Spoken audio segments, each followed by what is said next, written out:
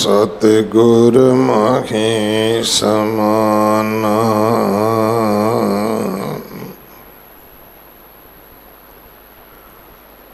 एह बाणी जो जियो जाने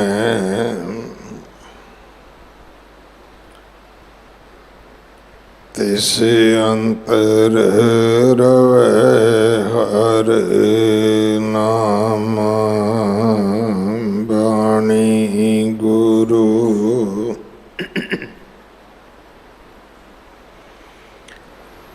गुरु है बाणी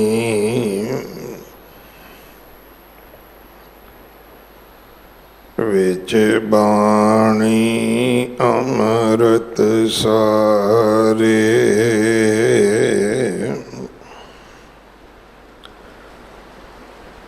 गुर बाणी कहे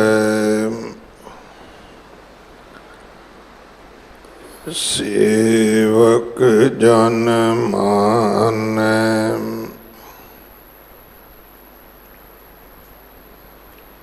पर तक गुरु निस्तारे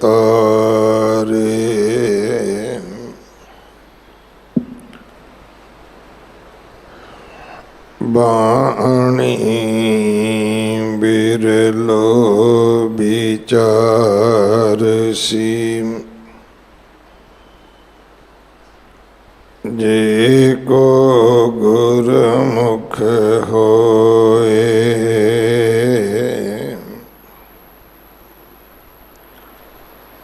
एह बाणी महापुरख की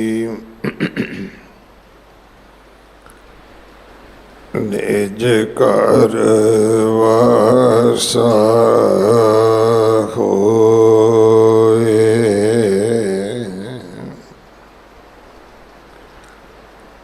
गौड़ी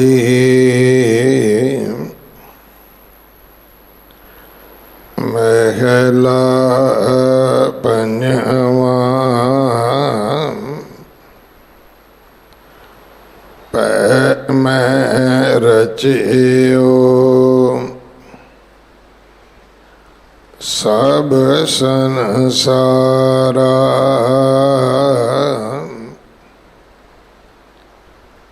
तिस पाओ नाही जिस नाम आधारा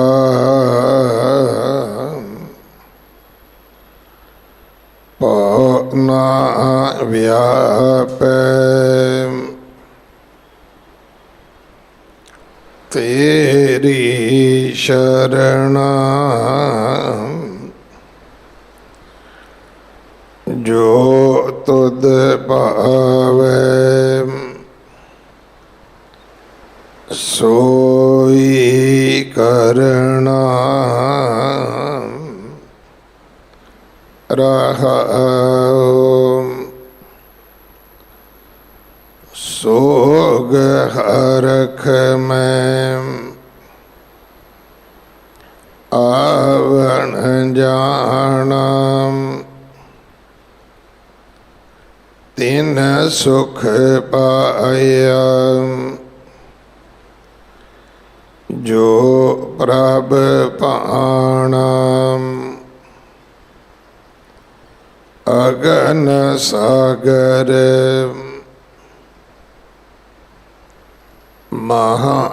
महाव्याप माया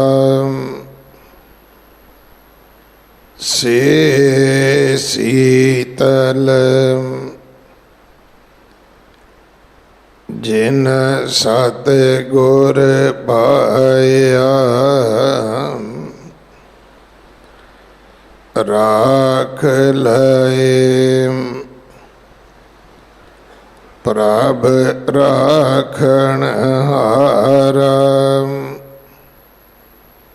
कहो नानक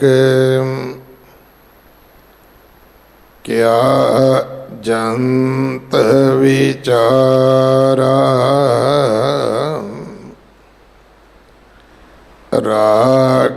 ਲਏ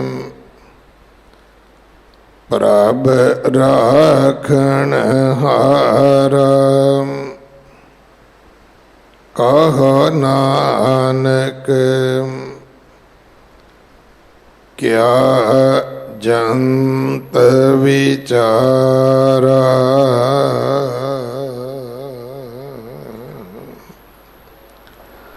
ਵਾਹਿਗੁਰੂ ਜੀ ਕਾ ਖਾਲਸਾ ਵਾਹਿਗੁਰੂ ਜੀ ਕੀ ਫਤਿਹ। ਇਹ ਪਾਵਨ ਸ਼ਬਦ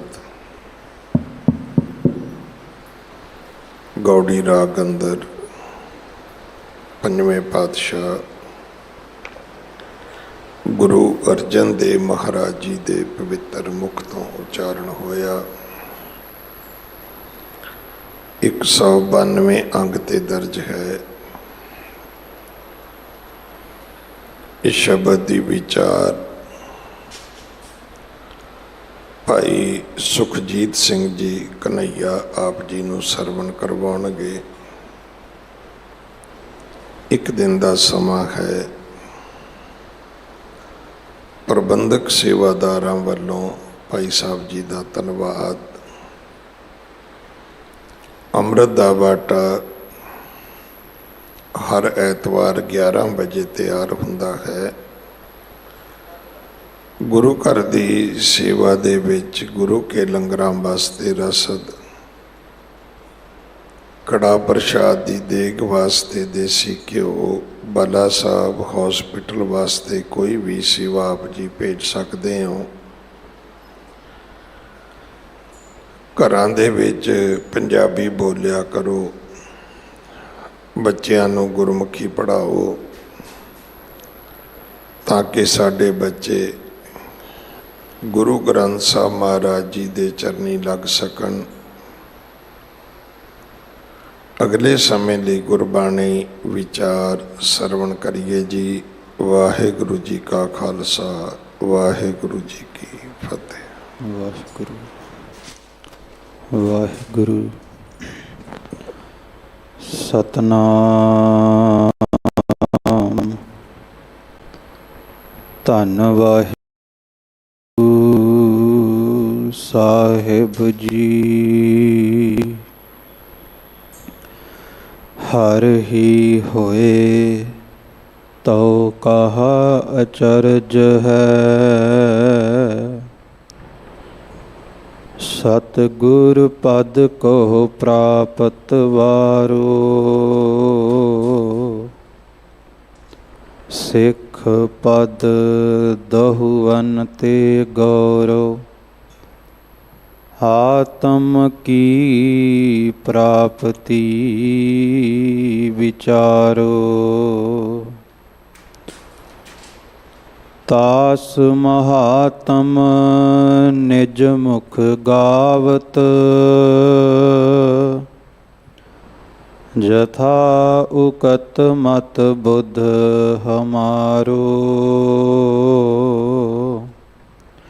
ਸੁਨਹੁ ਸੰਤ ਖਾਲਸ ਪਦ ਜਸ ਕੋ।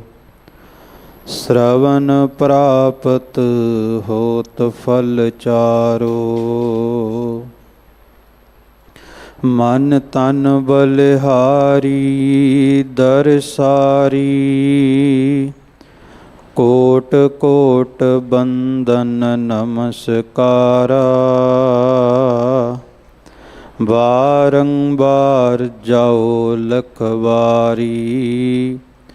ਪੂਰਨ ਪਿਤ ਗੁਰੂ ਰਾਮ ਹਮਾਰਾ। ਸਗਲ ਦਵਾਰ ਕੋ ਛਾੜ ਕੈ। ਗਹਿਓ ਤੁਹਾਰੋ ਦਵਾਰ। ਬਾਹੇ ਗਹੇ ਕੀ ਲਾਜ ਅਸ। ਗੋਬਿੰਦ ਦਾਸ ਤੁਹਾਰ। ਬਾਹੇ ਗਹੇ ਕੀ ਲਾਜ ਅਸ। ਗੋਬਿੰਦ ਦਾਸ ਤੁਹਾਰ। ਚਵਰ ਛਤਰ ਤਖਤ ਦੇ ਮਾਲਕ ਧੰਨ ਧੰਨ ਸਤਿਗੁਰੂ ਸ੍ਰੀ ਗੁਰੂ ਗ੍ਰੰਥ ਸਾਹਿਬ ਮਹਾਰਾਜ ਸੱਚੇ ਪਾਤਸ਼ਾਹ ਜੀ ਦੀ ਪਾਵਨ ਪਵਿੱਤਰ ਹਜ਼ੂਰੀ ਦੇ ਅੰਦਰ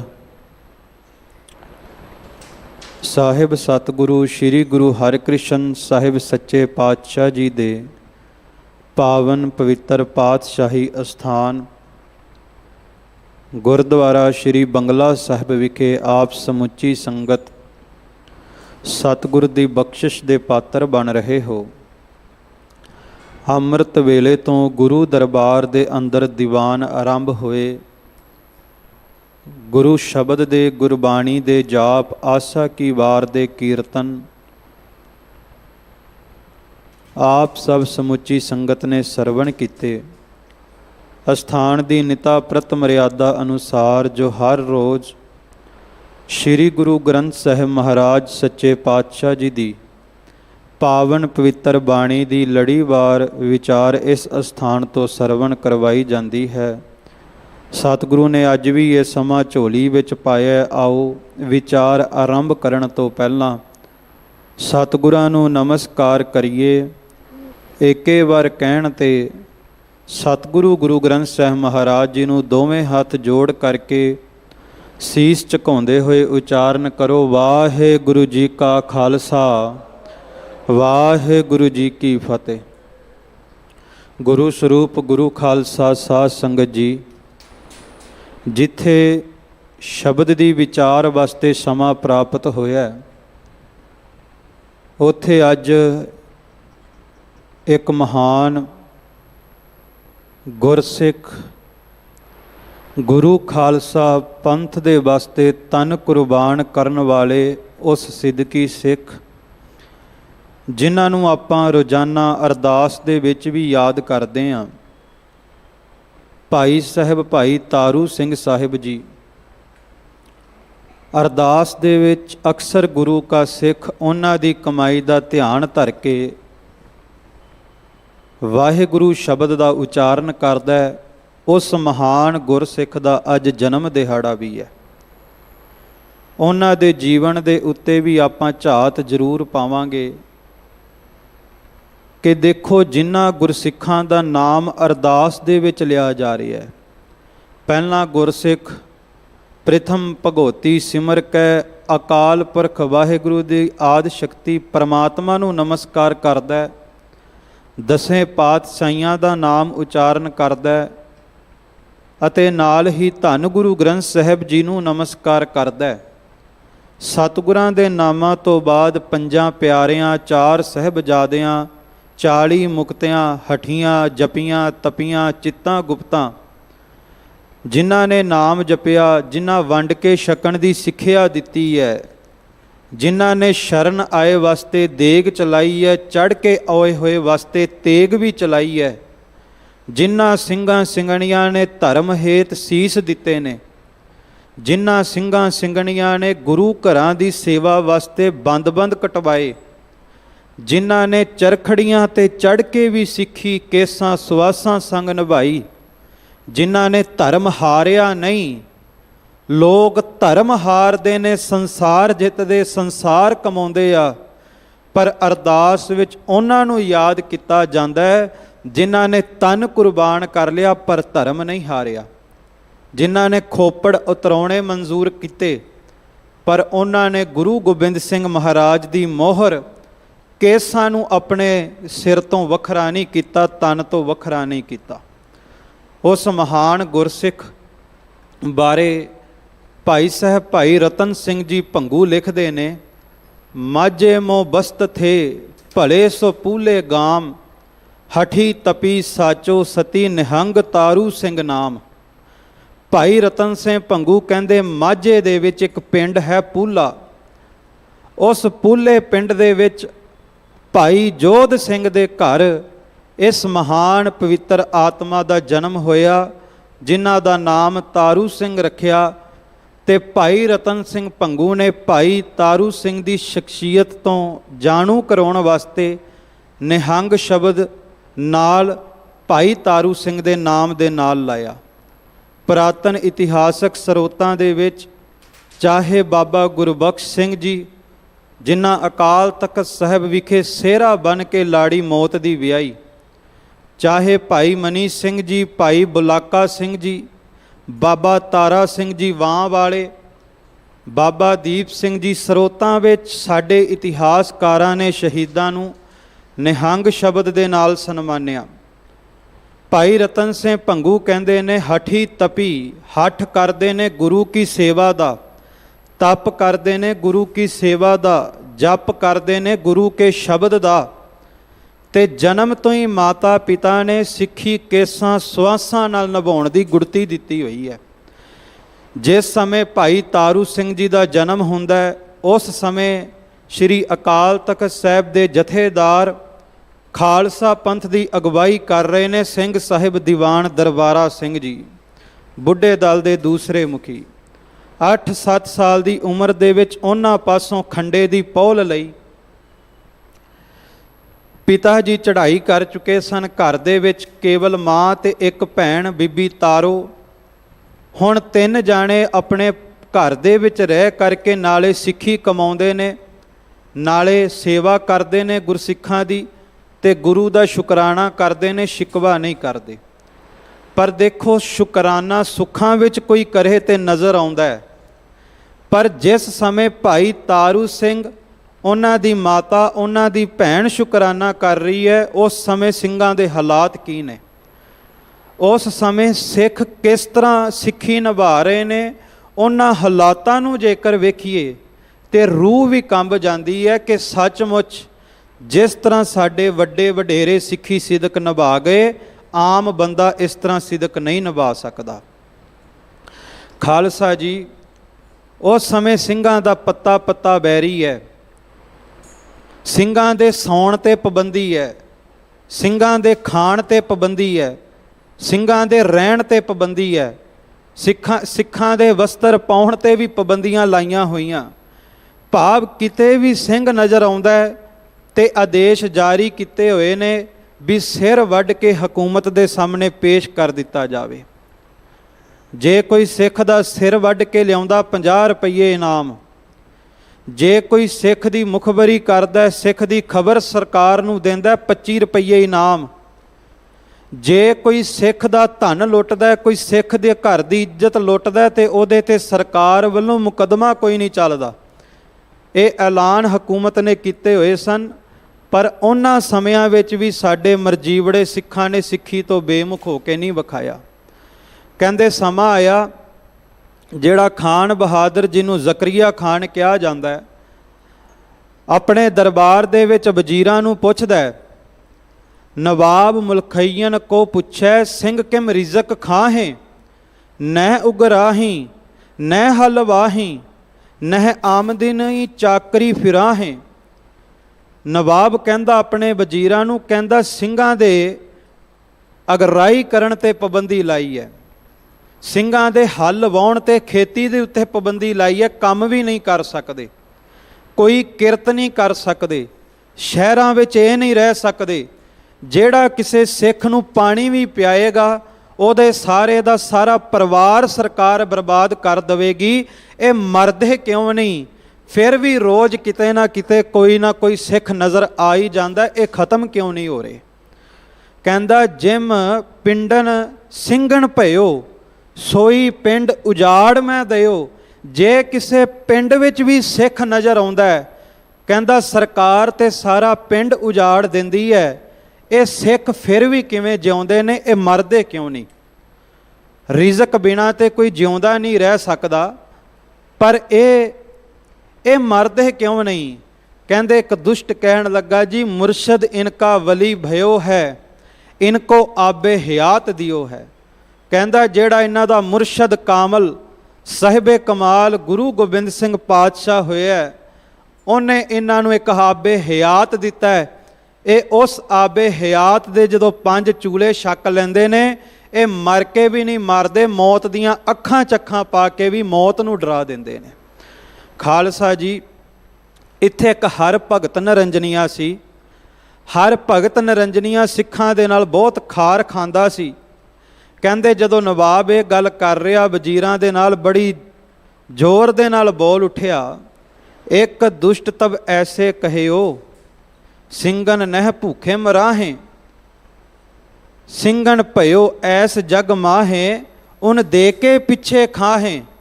ਹਰ ਭਗਤ ਨਰੰਜਨੀਆ ਕਹਿਣ ਲੱਗਾ, ਨਵਾਬ ਸਾਹਿਬ ਇਹ ਭੁੱਖੇ ਨਹੀਂ ਮਰਦੇ।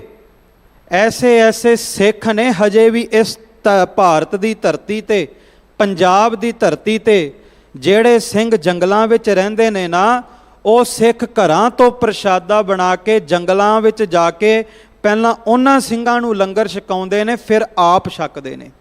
ਉਦੋਂ ਤੱਕ ਲੰਗਰ ਆਪ ਨਹੀਂ ਖਾਂਦੇ ਜਦੋਂ ਤੱਕ ਸਿੱਖਾਂ ਨੂੰ ਨਾ ਛਕਾ ਦੇਣ। ਤੇ ਨਵਾਬ ਜ਼ਕਰੀਆ ਖਾਨ ਪੁੱਛਦਾ ਹੈ ਵੀ ਐਸੇ ਕਿਹੜੇ ਸਿੱਖ ਨੇ ਜਿਨ੍ਹਾਂ ਨੂੰ ਹਕੂਮਤ ਦਾ ਡਰ ਹੀ ਕੋਈ ਨਹੀਂ? ਕਹਿੰਦਾ, ਹਰ ਭਗਤ ਨਰੰਜਨੀਏ ਫਿਰਿਓ ਕਹੀ, ਪੂਲੋ ਪਿੰਡ ਇੱਕ ਮਾਝੇ ਅਹੀ, ਤਾਰੂ ਸਿੰਘ ਤਹਾਂ ਖੇਤੀ ਕਰੈ। ਕਹਿੰਦਾ ਇੱਕ ਪੂਲਾ ਪਿੰਡ ਹੈ ਮਾਝੇ ਦੇ ਵਿੱਚ, ਉੱਥੇ ਰਹਿੰਦਾ ਇੱਕ ਤਾਰੂ ਸਿੰਘ ਨਿਹੰਗ। ਕਹਿੰਦਾ ਉਹ ਖੇਤੀ ਕਰਦਾ ਹੈ, ਜ਼ਿਮੀਂਦਾਰ ਉਹਦਾ ਪੇਸ਼ਾ ਹੈ। ਘਰ ਦੇ ਵਿੱਚ ਵਿਧਵਾ ਭੈਣ ਵਿਧਵਾ ਮਾਂ ਹੈ, ਪਰ ਉਹ ਉਦੋਂ ਤੱਕ ਖੁਦ ਪ੍ਰਸ਼ਾਦਾ ਨਹੀਂ ਛਕਦਾ ਜਦੋਂ ਤੱਕ ਸਿੰਘਾਂ ਨੂੰ ਜਾ ਕੇ ਖਵਾ ਨਾ ਦੇਵੇ।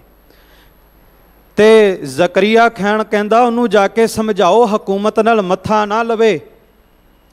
ਹਕੂਮਤ ਦੇ ਨਾਲ ਮੱਥਾ ਲਾਉਣ ਵਾਲੇ ਦਾ ਪਰਿਵਾਰ ਬਰਬਾਦ ਕਰ ਦੇਗੀ ਹਕੂਮਤ। ਕੀ ਉਹਨੂੰ ਮੌਤ ਦਾ ਡਰ ਨਹੀਂ? ਤੇ ਭਾਈ ਰਤਨ ਸਿੰਘ ਭੰਗੂ ਨੇ ਹਰ ਭਗਤ ਨਰੰਜਨੀਏ ਦੇ ਬੋਲ ਦਰਜ ਕੀਤੇ। ਬੜੇ ਧਿਆਨ ਨਾਲ ਸੁਣਿਓ। ਜੀਵਨ ਵਿੱਚ ਕਮਾਉਣ ਵਾਲੇ ਨੇ ਕਰਦਾ ਤੇ ਸਿੱਖਾਂ ਦੀ ਉੱਥੇ ਚੁਗਲੀ ਪਿਆ, ਪਰ ਸਿੱਖਾਂ ਦੀ ਸਿਫਤ ਹੋ ਰਹੀ ਹੈ। ਜ਼ਕਰੀਆ ਖਾਨ ਕਹਿੰਦਾ ਉਹਨੂੰ ਹਕੂਮਤ ਦਾ ਡਰ ਨਹੀਂ, ਉਹਦਾ ਪਰਿਵਾਰ ਬਰਬਾਦ ਕਰ ਦਿਆਂਗਾ। ਕਹਿੰਦਾ ਉਹਨਾਂ ਨੂੰ ਡਰ ਨਹੀਂ। ਕਹਿੰਦਾ ਡਰ ਕਿਉਂ ਨਹੀਂ? ਕਹਿੰਦਾ ਸ਼ਬਦ ਚੌਂਕੀ ਗੁਰ ਆਪਣੇ ਕੀ ਕਰੈ, ਸੋ ਮਰਨੇ ਤੇ ਕਿਮ ਨੈਕ ਨਾ ਡਰੈ। ਕਹਿੰਦਾ ਅੰਮ੍ਰਿਤ ਵੇਲੇ ਉੱਠ ਕੇ ਉਹ ਆਪਣੇ ਬਾਬੇ ਦੀ ਸ਼ਬਦ ਚੌਂਕੀ ਕਰਦੇ ਆ। ਅੰਮ੍ਰਿਤ ਵੇਲੇ ਉੱਠ ਕੇ ਗੁਰੂ ਨਾਨਕ ਦਾ ਜਪਜੀ ਸਾਹਿਬ ਪੜ੍ਹਦੇ ਆ। ਜਿਹੜਾ ਜਪਜੀ ਸਾਹਿਬ ਕਰਦਾ ਮੁਰਦਿਆਂ 'ਚ ਜਾਨ ਪਾ ਦਿੰਦਾ। ਜਪਜੀ ਪੜ੍ਹਨ ਵਾਲਾ ਮੌਤ ਤੋਂ ਨਹੀਂ ਡਰਦਾ। ਇਹ ਬਚਨ ਕੀਤਾ। ਹਰ ਭਗਤ ਨਰੰਜਨੀਏ ਦੀ ਇਹ ਚੁਗਲੀਆਂ। ਕਹਿੰਦਾ ਇਹ ਤਾਰੂ ਸਿੰਘ ਹੈ ਕੌਣ? ਤੇ ਹਰ ਭਗਤ ਨਰੰਜਨੀਆ ਕਹਿੰਦਾ ਤਾਰੂ ਸਿੰਘ, ਕਹਿੰਦਾ ਉਹ ਗੁਰੂ ਨਾਨਕ ਦਾ ਸਿੱਖ ਹੈ। ਤੇ ਕਹਿੰਦਾ ਉਹਦਾ ਇੱਕ ਸੁਭਾਅ ਹੈ। ਜ਼ਕਰੀਆ ਖਾਨ ਕਹਿੰਦਾ ਕੀ ਸੁਭਾਅ ਹੈ? ਕਹਿੰਦਾ ਤਾਰੂ ਸਿੰਘ ਦਾ ਸੁਭਾਅ ਹੈ, ਆਪ ਸਹੇਵੇ ਨੰਗ ਅਰ ਭੁੱਖ, ਦੇਖ ਸਕੈ ਨਾ ਸਿੰਘਣ ਦੁੱਖ। ਕਹਿੰਦਾ ਭਾਈ ਤਾਰੂ ਸਿੰਘ ਆਪ ਭੁੱਖ ਵੀ ਸਹਿ ਲੈਂਦਾ, ਪਰ ਜੇ ਕਿਸੇ ਸਿੱਖ ਦੇ ਉੱਤੇ ਦੁੱਖ ਆ ਜਾਵੇ ਤੇ ਤਾਰੂ ਸਿੰਘ ਨੂੰ ਨੀਂਦ ਨਹੀਂ ਆਉਂਦੀ, ਪਹਿਲਾਂ ਜਾ ਕੇ ਸਿੱਖ ਦਾ ਦੁੱਖ ਦੂਰ ਕਰਦਾ। ਇਹ ਸਿੱਖਾਂ ਦਾ ਇਤਫਾਕ ਸੀ, ਸਿੱਖਾਂ ਦਾ ਪਿਆਰ ਸੀ। ਸਿੱਖ ਸਿੱਖ ਪਰਿਵਾਰਤ ਜਾਨ, ਇਨ ਪੇ ਹੈ ਇਤਫਾਕ ਮਹਾਨ। ਸਿੱਖ ਦੂਸਰੇ ਸਿੱਖ ਦੇ ਉੱਤੋਂ ਆਪਣੀ ਜਾਨ ਕੁਰਬਾਨ ਕਰ ਦਿੰਦਾ ਸੀ। ਮਾਫ ਕਰਨਾ, ਅੱਜ ਸਿੱਖ ਸਿੱਖ ਦੀ ਜਾਨ ਲੈਣ ਤੇ ਉਤਰਿਆ ਹੋਇਆ।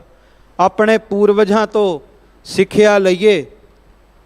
ਆਪ ਦੇ ਮਤਲਬਾਂ ਕਰਕੇ, ਆਪ ਦੀ ਝੂਠੀ ਸ਼ਾਨੋ ਸ਼ੌਕਤ ਕਰਕੇ ਪੰਥ ਦੇ ਨਾਲ, ਗੁਰਸਿੱਖਾਂ ਦੇ ਨਾਲ ਗਦਾਰੀ ਨਾ ਕਮਾਈਏ। ਜੋ ਸਾਡੇ ਪੂਰਵਜਾਂ ਨੇ ਸਾਨੂੰ ਗੁੜਤੀ ਦਿੱਤੀ ਹੈ ਕਿ ਆਪ ਸਹੇਵੇਂ ਨਾਂਗਰ ਭੁੱਖ, ਦੇਖ ਸਕੈ ਨਾ ਸਿੰਘਣ ਦੁੱਖ। ਤੇ ਦੂਸਰਾ ਸੁਭਾਵ ਭਾਈ ਤਾਰੂ ਸਿੰਘ ਦਾ ਦੱਸਿਆ। ਭਾਈ ਰਤਨ ਸਿੰਘ ਭੰਗੂ ਕਹਿੰਦੇ ਨੇ ਆਪ ਗੁਜ਼ਾਰੇ ਅਗਨੀ ਨਾਲ, ਸਿੰਘਣ ਘੱਲੈ ਪੁਸ਼ਾਕ ਸਵਾਲ।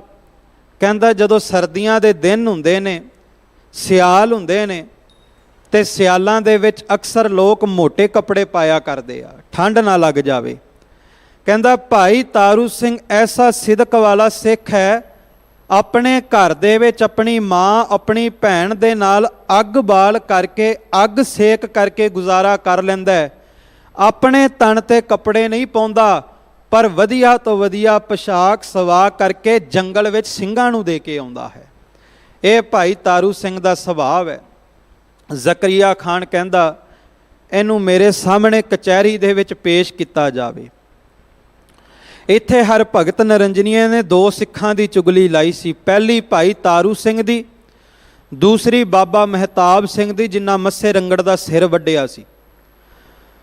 ਦੋਵਾਂ ਦੀ ਚੁਗਲੀ ਲੱਗੀ। ਦੋਵਾਂ ਨੂੰ ਗ੍ਰਿਫਤਾਰੀ ਦੇ ਆਦੇਸ਼ ਜਾਰੀ ਹੋਏ ਤੇ ਭਾਈ ਤਾਰੂ ਸਿੰਘ ਜੀ ਨੂੰ ਗ੍ਰਿਫਤਾਰ ਕਰਨ ਵਾਸਤੇ ਉਹਨਾਂ ਦੇ ਪਿੰਡ ਪੂਲੇ ਕਹਿੰਦੇ 20-25 ਫੌਜ ਦੇ ਸਿਪਾਹੀ ਪਹੁੰਚੇ, ਉਹਨਾਂ ਦੇ ਪਿੰਡ, ਉਹਨਾਂ ਦੇ ਘਰ ਦਾ ਬੂਹਾ ਖੜਕਾਇਆ।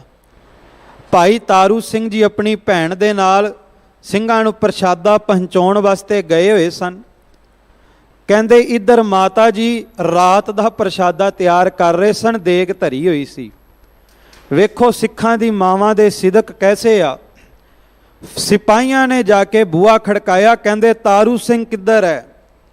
ਭਾਈ ਤਾਰੂ ਸਿੰਘ ਦੀ ਮਾਂ ਨੇ ਵੇਖਿਆ ਸਿਪਾਹੀ ਨੇ, ਹਕੂਮਤ ਦੇ ਸਿਪਾਹੀ ਨੇ, ਜੇ ਸਿਪਾਹੀ ਬੂਹੇ ਤੇ ਆਏ ਨੇ ਤੇ ਜ਼ਰੂਰ ਮੇਰੇ ਪੁੱਤਰ ਨੂੰ ਗ੍ਰਿਫਤਾਰ ਕਰਨ ਆਏ ਨੇ। ਤੇ ਮਾਂ ਘਬਰਾਈ ਨਹੀਂ। ਮਾਂ ਨੇ ਪਹਿਲੇ ਬੋਲ ਕਹੇ, ਤਾਰੂ ਸਿੰਘ ਵੀ ਮਿਲ ਜਾਵੇਗਾ, ਪਹਿਲਾਂ ਆਓ, ਗੁਰੂ ਨਾਨਕ ਦੇ ਘਰ ਦੀ ਦੇਗ ਤਿਆਰ ਹੈ, ਆਓ ਪਹਿਲਾਂ ਬੈਠ ਕਰਕੇ ਲੰਗਰ ਛਕ ਲਓ।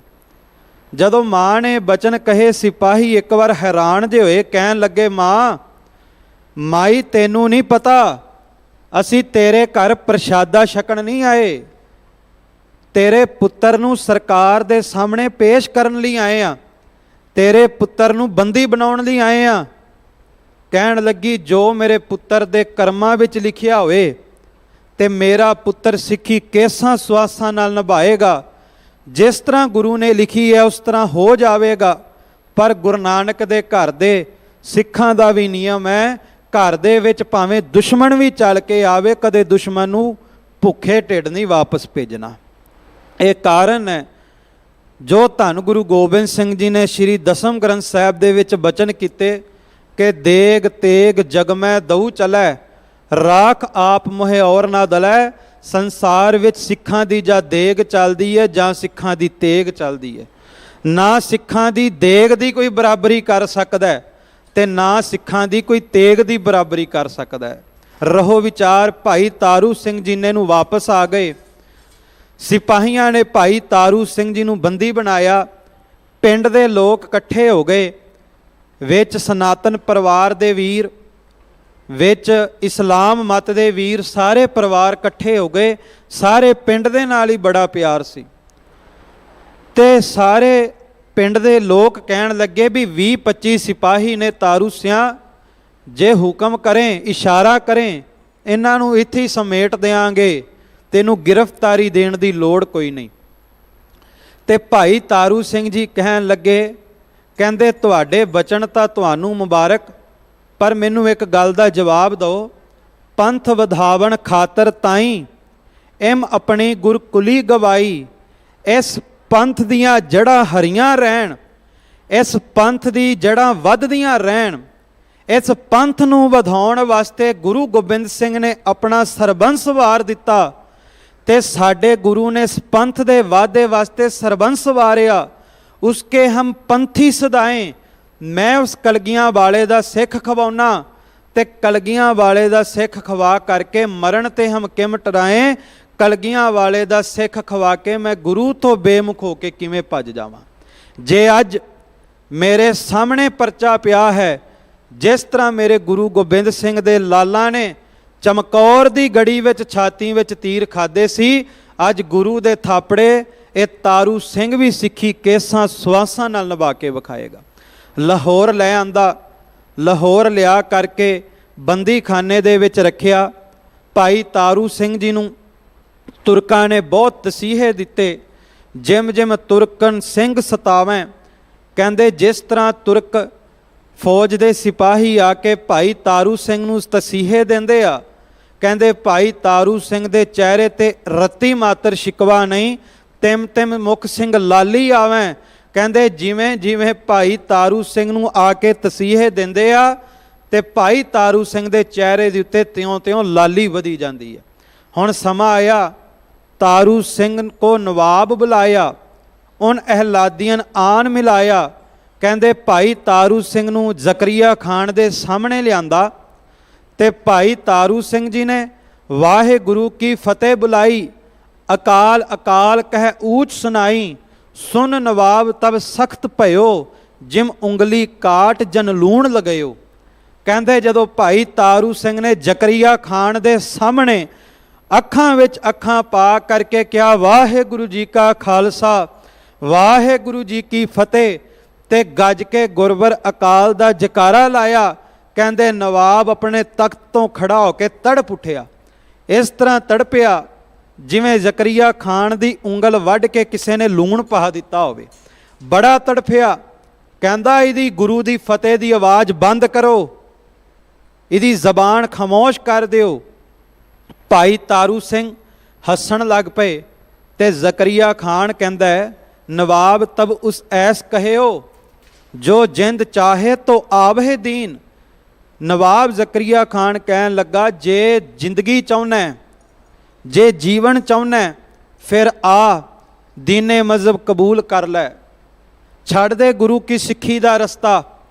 ਤੇ ਜੇ ਗੁਰੂ ਸਿੱਖੀ ਨੂੰ ਛੱਡ ਕੇ ਕੇਸ ਕਤਲ ਕਰਵਾ ਕੇ ਦੀਨੇ ਮਜ਼ਹਬ ਕਬੂਲ ਕਰੇਗਾ ਤੇ ਇੱਕ ਹੋਰ ਮੈਂ ਤੇਰੇ ਸਾਹਮਣੇ ਪੇਸ਼ ਰੱਖਦਾ, ਔਰ ਜੋ ਚਾਹੇ ਮੰਗ ਸੋ ਧਨ ਮੁਲਕ ਅਰ ਜ਼ਮੀਨ।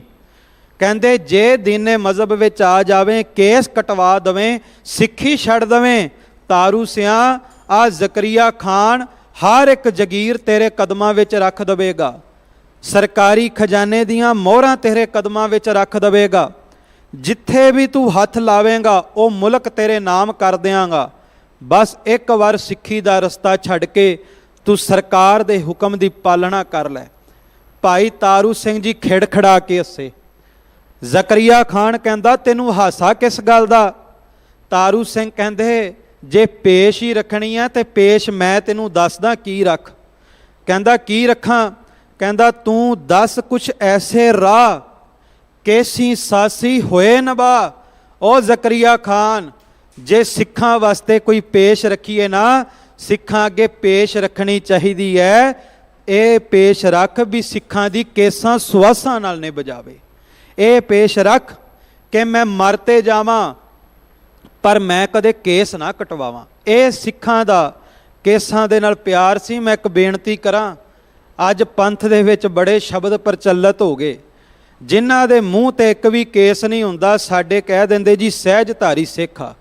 ਕੇਸਰ ਸਿੰਘ ਛਿੱਬਰ ਨੂੰ ਪੜ੍ਹੋ, ਭਾਈ ਮਤੀ ਦਾਸ ਜੀ ਦੇ ਪੋਤਰੇ ਨੂੰ ਪੜ੍ਹੋ ਤੇ ਪਤਾ ਲੱਗੇਗਾ ਸਹਿਜਧਾਰੀ ਉਹ ਨਹੀਂ ਹੁੰਦਾ ਜਿਹਦੇ ਸਿਰ ਤੇ ਕੇਸ ਨਾ ਹੋਣ।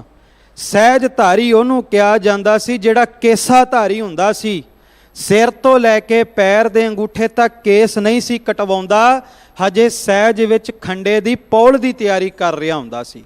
ਅੰਮ੍ਰਿਤ ਨਹੀਂ ਸੀ ਛਕਿਆ ਪਰ ਕੇਸ ਰੱਖੇ ਹੁੰਦੇ ਸੀ, ਕਿਉਂਕਿ ਸਿੱਖ ਕੇਸਾਂ ਤੋਂ ਬਿਨਾਂ ਨਹੀਂ ਹੁੰਦਾ। ਸਿੱਖੀ ਕੇਸਾਂ ਦਾ ਨਾਮ ਹੈ, ਜੇ ਕੇਸ ਨਹੀਂ ਤੇ ਸਿੱਖ ਵੀ ਨਹੀਂ ਸਦਵਾ ਸਕਦਾ। ਸਹਿਜਧਾਰੀ ਉਹ ਹੈ ਜਿਹਨੇ ਅੰਮ੍ਰਿਤ ਨਹੀਂ ਛਕਿਆ ਪਰ ਕੇਸ ਰੱਖੇ ਹੋਏ ਆ। ਸਾਡੇ ਪੂਰਵਜਾਂ ਨੂੰ ਇਹ ਗੱਲ ਦਾ ਪਤਾ ਸੀ, ਇਸ ਲਈ ਉਹਨਾਂ ਅਰਦਾਸ ਵਿੱਚ ਜਦੋਂ ਸਿੱਖੀ ਮੰਗੀ, ਸਿੱਖਾਂ ਨੂੰ ਸਿੱਖੀ ਦਾਨ, ਤੇ ਸਿੱਖੀ ਕਿਵੇਂ ਮਿਲੇਗੀ? ਕੇਸ ਦਾਨ। ਸਿੱਖੀ ਤੋਂ ਬਾਅਦ ਸਭ ਤੋਂ ਪਹਿਲਾਂ ਕੇਸ ਮੰਗੇ ਆ। ਇਹ ਕੇਸਾਂ ਦੇ ਨਾਲ ਪਿਆਰ ਸੀ। ਭਾਈ ਤਾਰੂ ਸਿੰਘ ਜੀ ਨੇ ਕਿਹਾ, ਐਸਾ ਰਾਹ ਦੱਸ ਵੀ ਇਸ ਗੁਰਸਿੱਖ ਦੀ ਕੇਸਾਂ ਸੁਆਸਾਂ ਨਾਲ ਨਿਭ ਜਾਵੇ। ਕਹਿੰਦੇ ਜ਼ਕਰੀਆ ਖਾਨ ਨੂੰ ਗੁੱਸਾ ਆ ਗਿਆ। ਕਹਿੰਦੇ ਸੁਨ ਨਵਾਬ ਤਬ ਗੁੱਸਾ ਖਾਇਆ, ਖੋਟਾ ਬਚਨ ਮੁਖੋਂ ਅਲਾਇਆ, ਜੂਤਨ ਮਾਰ ਉਤਾਰੋ ਬਾਲ, ਨਯਨ ਬੁਲਾਵੋ ਮੁੰਨੋਂ ਸਾਰ। ਕਹਿੰਦੇ ਜ਼ਕਰੀਆ ਖਾਨ ਨੂੰ ਗੁੱਸਾ ਆ ਕੇ ਬੜਾ ਖੋਟਾ ਬਚਨ ਕਹਿਣ ਲੱਗਾ। ਕਹਿੰਦਾ ਆ ਜੁੱਤੀ ਮੇਰੇ ਪੈਰ ਦੀ, ਇਹਦੇ ਸਿਰ ਤੇ ਮਾਰ ਮਾਰ ਕੇ ਇਹਦਾ ਸਿਰ ਗੰਜਾ ਕਰ ਦਿਓ। ਜੇ ਸਿੱਧੀ ਤਰ੍ਹਾਂ ਸਰਕਾਰ ਦੀ ਈਨ ਨਹੀਂ ਮੰਨਦਾ, ਜੁੱਤੀਆਂ ਮਾਰ ਮਾਰ ਇਹਦੇ ਕੇਸ ਝਾੜ ਦਿਓ। ਜਦੋਂ ਇਹ ਬਚਨ ਜ਼ਕਰੀਆ ਖਾਨ ਨੇ ਕੀਤਾ, ਭਾਈ ਤਾਰੂ ਸਿੰਘ ਜੀ ਦੀਆਂ ਅੱਖਾਂ ਲਾਲ ਹੋਈਆਂ, ਖੜੇ ਹੋ ਗਏ, ਬੜੇ ਰੋਹ ਵਿੱਚ ਕਹਿਣ ਲੱਗੇ, ਉਹ ਜ਼ਕਰੀਆ ਖਾਨ ਜ਼ਬਾਨ ਸੰਭਾਲ ਕੇ ਗੱਲ ਕਰ, ਆ ਵੀ ਗੁਰੂ ਕਾ ਸਿੱਖ ਨਹੀਂ, ਤੂੰ ਜੁੱਤੀ ਦੀ ਗੱਲ ਕਰਦਾ। ਤੇਰੀ ਜੁੱਤੀ ਇੱਕ ਪਾਸੇ, ਹੁਣ ਤਾਰੂ ਸਿੰਘ ਦੇ ਪੈਰ ਦੀ ਜੁੱਤੀ ਹੋਵੇਗੀ, ਤੇਰਾ ਸਿਰ ਹੋਵੇਗਾ। ਜਦੋਂ ਤੱਕ ਤੇਰੇ ਸਿਰ ਦੇ ਵਿੱਚ ਮੇਰੇ ਪੈਰ ਦੀ ਜੁੱਤੀ ਨਹੀਂ ਵੱਜੀ, ਆ ਤਾਰੂ ਸਿੰਘ ਵੀ ਸਰੀਰ ਛੱਡ ਕੇ ਦਰਗਾਹ ਵਿੱਚ ਨਹੀਂ ਜਾਵੇਗਾ।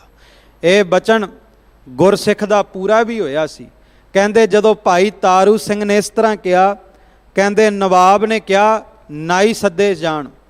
ਤਬ ਨਵਾਬ ਨਊਣ ਬੁਲਾਏ, ਉਨਕੇ ਸੰਦ ਖੁੰਡੇ ਹੋਏ ਜਾਏ। ਕਹਿੰਦੇ ਨਾਈ ਆਏ, ਕੈਂਚੀਆਂ ਤਿੱਖੀਆਂ, ਭਾਈ ਤਾਰੂ ਸਿੰਘ ਦੇ ਕੇਸ ਕੱਟਣ ਲੱਗੇ। ਉਸ ਗੁਰਸਿੱਖ ਨੇ ਫਿਰ ਅਰਦਾਸ ਕੀਤੀ, ਸਾਹਿਬੇ ਕਮਾਲ, ਧੰਨ ਗੁਰੂ ਗੋਬਿੰਦ ਸਿੰਘ ਸੱਚੇ ਪਾਤਸ਼ਾਹ, ਧੰਨ ਧੰਨ ਮਾਤਾ ਸਾਹਿਬ ਦੇਵਾਂ, ਧੰਨ ਧੰਨ ਸ੍ਰੀ ਗੁਰੂ ਗ੍ਰੰਥ ਸਾਹਿਬ ਜੀ ਮਹਾਰਾਜ ਕਿਰਪਾ ਕਰਿਓ, ਤੁਹਾਡਾ ਸਿੱਖ ਤੁਹਾਡੇ ਰਾਹ ਤੇ ਤੁਰਨਾ ਚਾਹੁੰਦਾ ਹੈ, ਕਿਰਪਾ ਕਰਕੇ ਇਸ ਸਿੱਖ ਦੀ ਝੋਲੀ ਦੇ ਵਿੱਚ ਸਿੱਖੀ ਕੇਸਾਂ ਸੁਆਸਾਂ ਨਾਲ ਨਿਭਾਉਣ ਦੀ ਦਾਤ ਬਖਸ਼ ਦਿਓ। ਇਹ ਸਿੱਖ ਦੀ ਅਰਦਾਸ ਹੁੰਦੀ ਹੈ। ਅੱਜ ਸਿੱਖ ਗੁਰੂ ਕੋਲ ਆ ਕੇ ਵੀਜ਼ੇ ਮੰਗਦਾ ਹੈ, ਅੱਜ ਸਿੱਖ ਗੁਰੂ ਕੋਲ ਆ ਕੇ ਕਾਰੋਬਾਰ ਮੰਗਦਾ ਹੈ, ਅੱਜ ਸਿੱਖ ਗੁਰੂ ਕੋਲ ਆ ਕਰਕੇ ਪਰਿਵਾਰ ਦੀ ਸੁੱਖ ਮੰਗਦਾ ਹੈ, ਪਰ ਜਿਹੜੀ ਸਿੱਖੀ ਦੀ ਦਾਤ ਸਿੱਖ ਨੇ ਸਵਾਸ ਸਵਾਸ ਮੰਗਣੀ ਹੈ, ਉਹ ਸਿੱਖੀ ਦੀ ਦਾਤ ਮੰਗਣ ਤੋਂ ਸਿੱਖ ਵੀ ਕਿਤੇ ਦੂਰ ਰਹਿ ਰਿਹਾ। ਗੁਰੂ ਕੋਲ ਆ ਕੇ ਅਰਦਾਸ ਜ਼ਰੂਰ ਕਰੋ ਵੀ ਸਿੱਖੀ ਮਿਲ ਜਾਵੇ। ਕਹਿੰਦੇ ਨਾਈਆਂ ਨੇ ਜਦੋਂ ਕੈਂਚੀਆਂ ਚਲਾਈਆਂ, ਭਾਈ ਰਤਨ ਸਿੰਘ ਭੰਗੂ ਕਹਿੰਦੇ ਉਨਕੇ ਸੰਦ ਖੁੰਡੇ ਹੋਏ ਜਾਏ, ਉਹਨਾਂ ਦੀਆਂ ਕੈਂਚੀਆਂ ਖੁੰਡੀਆਂ ਹੋ ਗਈਆਂ, ਭਾਈ ਤਾਰੂ ਸਿੰਘ ਦੇ ਕੇਸ ਕੱਟੇ ਨਹੀਂ ਗਏ।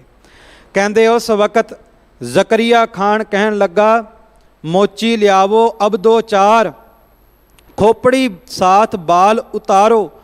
ਕਹਿੰਦੇ ਜ਼ਕਰੀਆ ਖਾਨ ਨੇ ਆਦੇਸ਼ ਕੀਤਾ ਮੋਚੀ ਸੱਦੇ ਜਾਣ, ਤਿੱਖੀ ਰੰਬੀ ਦੇ ਨਾਲ ਜੇ ਇਹਦੇ ਕੇਸ ਨਹੀਂ ਕੱਟੇ ਜਾਂਦੇ, ਇਹਦਾ ਸਾਰੇ ਦਾ ਸਾਰਾ ਖੋਪੜ ਹੀ ਉਤਾਰ ਦਿੱਤਾ ਜਾਵੇ। ਕਹਿੰਦੇ ਪੈਨੀ ਥੀ ਰੰਬੀ ਕਰੀ, ਕਹਿੰਦੇ ਇਧਰੋਂ ਮੋਚੀਆਂ ਨੇ ਰੰਬੀ ਤਿੱਖੀ ਕਰਨੀ ਸ਼ੁਰੂ ਕਰ ਦਿੱਤੀ। ਮੋਚੀਆਂ ਨੇ ਰੰਬੀ ਤਿੱਖੀ ਕੀਤੀ ਹੈ। ਉਧਰ ਗੁਰੂ ਕੇ ਸਿੱਖ ਭਾਈ ਤਾਰੂ ਸਿੰਘ ਨੇ ਕਹਿੰਦੇ ਪਹਿਲਾਂ ਤੇ ਅਕਾਲ ਅਕਾਲ ਸਿੰਘ ਜਾਪ ਉਚਾਰੇ, ਸੁਣ ਸੁਣ ਨਵਾਬ ਮੁੰਦੇ ਕਨ ਸਾਰੇ। ਕਹਿੰਦੇ ਭਾਈ ਤਾਰੂ ਸਿੰਘ ਨੇ ਉੱਚੀ ਆਵਾਜ਼ ਵਿੱਚ ਜਕਾਰਾ ਗਜਾਇਆ।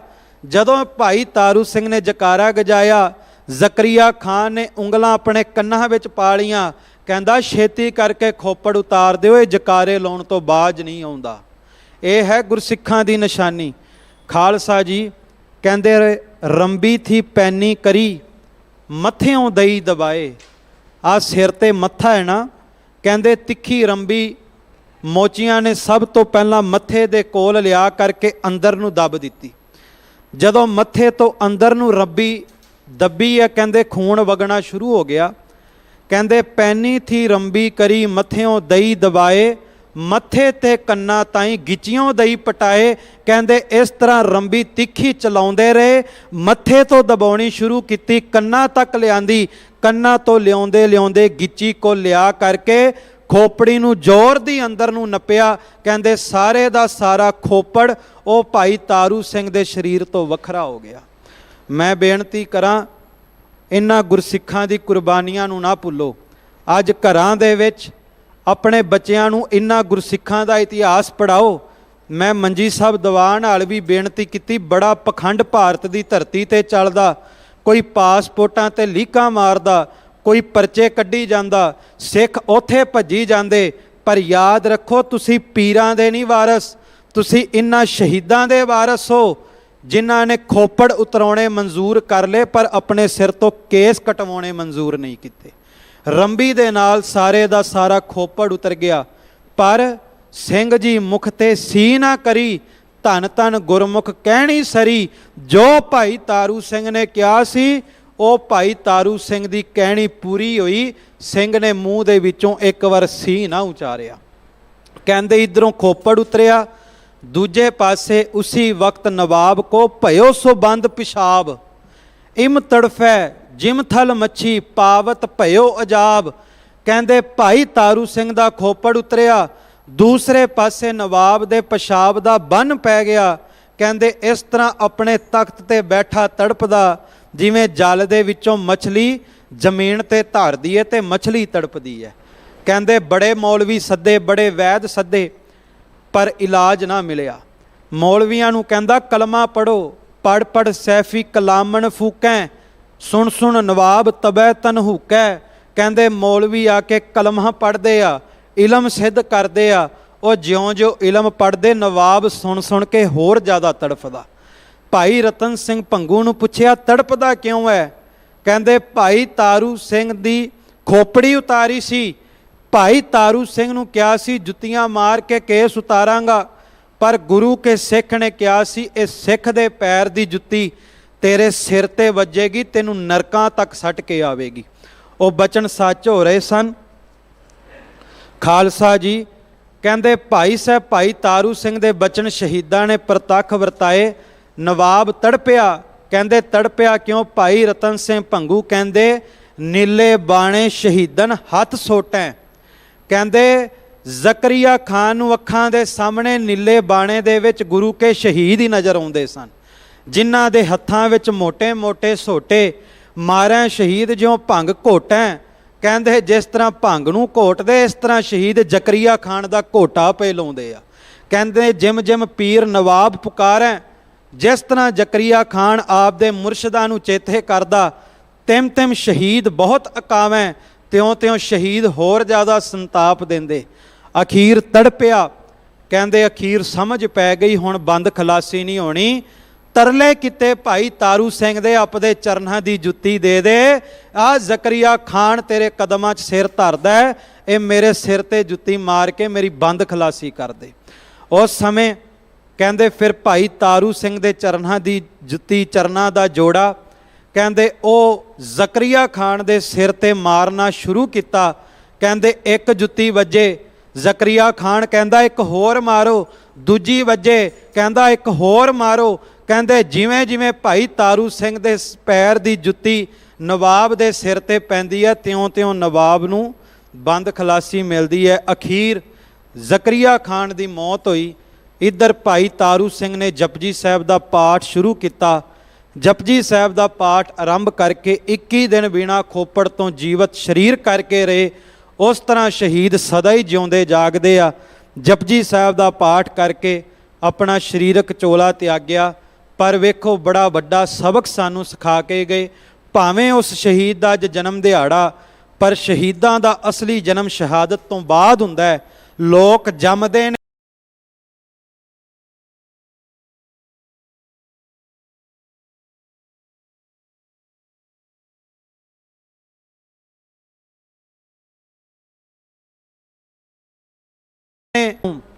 ਦੱਸੋ ਕਿ ਤੁਸੀਂ ਰੋਮੀਓ ਜੂਲੀਅਟ ਦੇ, ਸ਼ੇਕਸਪੀਅਰ ਦੇ ਵਾਰਸ ਨਹੀਂ, ਤੁਸੀਂ ਸਿੱਖੀ ਕੇਸਾਂ ਸਵਾਸਾਂ ਨਾਲ ਨਿਭਾਉਣ ਵਾਲੇ ਭਾਈ ਸਾਹਿਬ ਭਾਈ ਤਾਰੂ ਸਿੰਘ ਜੀ ਦੇ ਵਾਰਸ ਹੋ। ਸੋ ਸਤਿਗੁਰ ਕਿਰਪਾ ਕਰਨ, ਐਸੇ ਗੁਰਸਿੱਖਾਂ ਦੇ ਮਹਾਨ ਉਪਕਾਰ, ਗੁਰਸਿੱਖਾਂ ਦੀ ਕਰਨੀ ਸਾਡੇ ਜੀਵਨ ਦੇ ਵਿੱਚ ਵਸ ਜਾਵੇ। ਆਓ ਜੋ ਸ਼ਬਦ ਦੀ ਵਿਚਾਰ ਹੈ, ਉਸ ਸ਼ਬਦ ਦੀ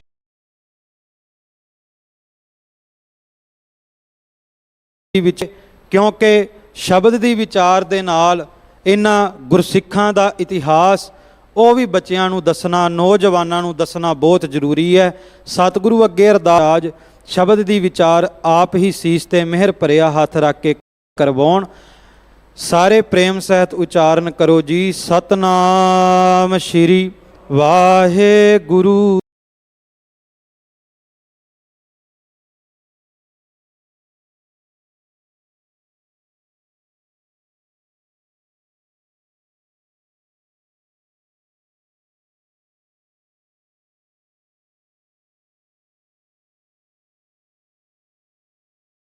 ਸਤਨਾਮ ਕਰਦੇ ਹਨ।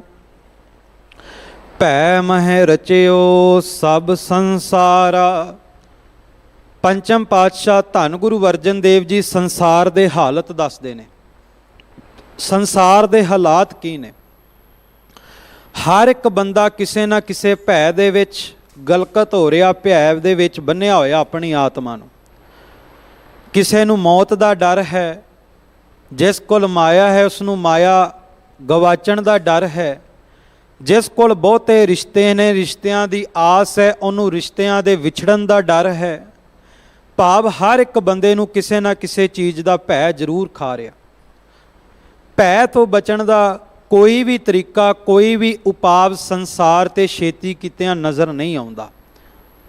ਅੱਜ ਹਾਲਾਤ ਐਸੇ ਨੇ, ਜੇ ਬੰਦਾ ਜੀਵਨ ਦੇ ਵਿੱਚ ਕੋਈ ਕੰਮ ਦੀ ਸ਼ੁਰੂਆਤ ਵੀ ਕਰਦਾ, ਬੰਦੇ ਨੂੰ ਸਭ ਤੋਂ ਪਹਿਲਾਂ ਉਸੇ ਕੰਮ ਦਾ ਭੈ, ਉਸੇ ਕਾਰਜ ਦਾ ਡਰ ਵੀ ਇਹ ਰਹਿੰਦਾ ਵੀ ਪਤਾ ਨਹੀਂ ਇਹ ਕਾਰਜ ਸਿਰੇ ਚੜ੍ਹਨਾ ਵੀ ਹੈ ਕਿ ਨਹੀਂ ਚੜ੍ਹਨਾ। ਇਸ ਲਈ ਬੰਦਾ ਕਾਰਜ ਦੀ ਸ਼ੁਰੂਆਤ ਤੋਂ ਪਹਿਲਾਂ ਵੀ ਘਬਰਾਉਂਦਾ ਰਹਿੰਦਾ।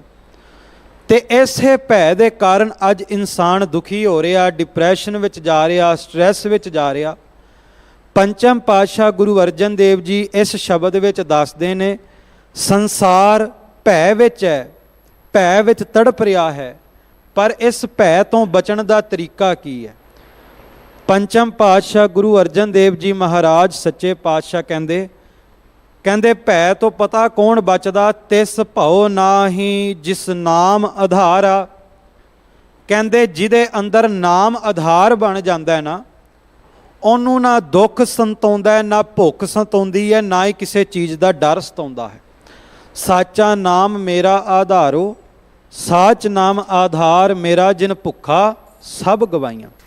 ਹੁਣ ਭਾਈ ਤਾਰੂ ਸਿੰਘ ਜੀ ਦੇ ਜੀਵਨ ਦੇ ਵਿੱਚ ਨਾਮ ਆਧਾਰ ਸੀ, ਤਾਈਓਂ ਕਰਕੇ ਖਾਲਸਾ ਜੀ ਖੋਪੜ ਉਤਰਾਉਣਾ ਮਨਜ਼ੂਰ ਕੀਤਾ। ਤਿੱਖੀ ਰੰਬੀ ਦੇਖ ਕਰਕੇ ਵੀ ਡਰੇ ਨਹੀਂ, ਘਬਰਾਏ ਨਹੀਂ। ਮਨ ਦੇ ਵਿੱਚ ਨਾਮ ਆਧਾਰ ਸੀ, ਕਲਗੀਆਂ ਵਾਲੇ ਦੇ ਚਰਨਾਂ ਨਾਲ ਮੁਹੱਬਤ ਸੀ। ਮੌਤ ਦੀਆਂ ਅੱਖਾਂ ਵਿੱਚ ਅੱਖਾਂ ਪਾ ਕੇ ਵੀ ਜਕਾਰੇ ਪੈ ਲਾਉਂਦੇ ਸਨ।